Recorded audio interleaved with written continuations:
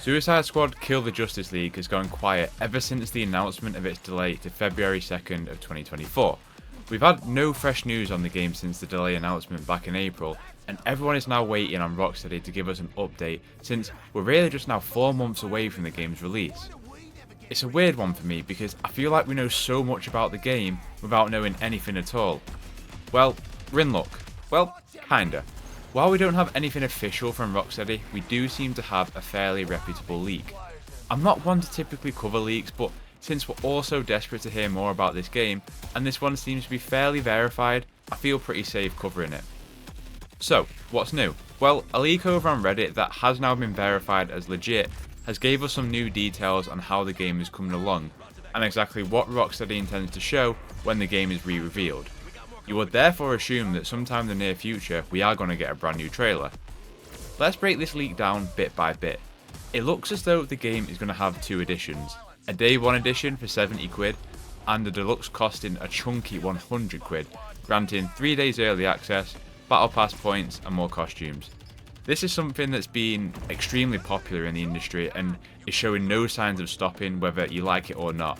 There's no remarks here about a collector's edition, which I think is a shame because Rocksteady have produced some pretty sick ones in the past, but then again, my wallet's probably a little bit more thankful that there isn't one. We also got some new game details stating that there's going to be a day and night cycle with real-time weather, something that is apparently stated in the trailer but there's no examples that are shown. I think this is pretty neat. Metropolis already looks incredible and these details can go even further in terms of adding to the immersion of the game. Speaking of Metropolis, it's said to be twice the size of Gotham from Arkham Knight. And say what you want about this game and how it looks, but I think the traversal looks so clean and really fun. I just hope that it's not big for the sake of it, and that these areas are dense for things to discover or DC world building that is going on in the different districts. It's also noted that Rocksteady are working on at least 1 year of post-launch content, which is terrific to know. It's one huge problem that Marvel's Avengers had.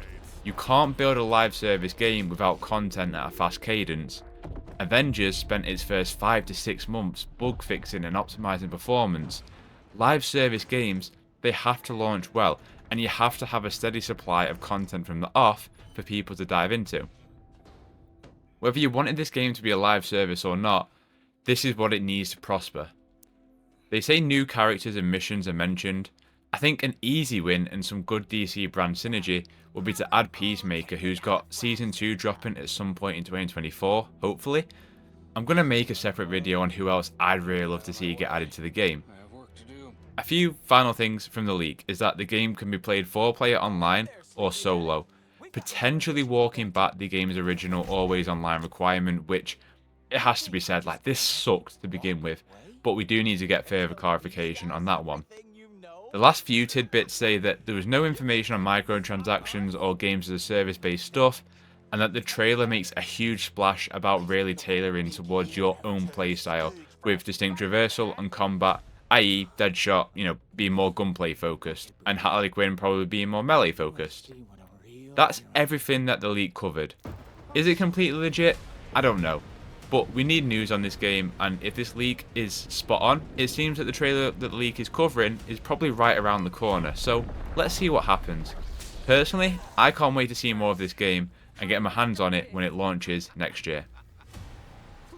If you found this video helpful and you're excited for Rocksteady's next DC adventure, hit the like button, I'd really appreciate it. Let me know down in the comments, are you feeling better or worse after this game's leak? If you're looking for more Suicide Squad Kill the Justice League, hit the subscribe button, you're in the right place, have a terrific day, and I'll catch you in the next one.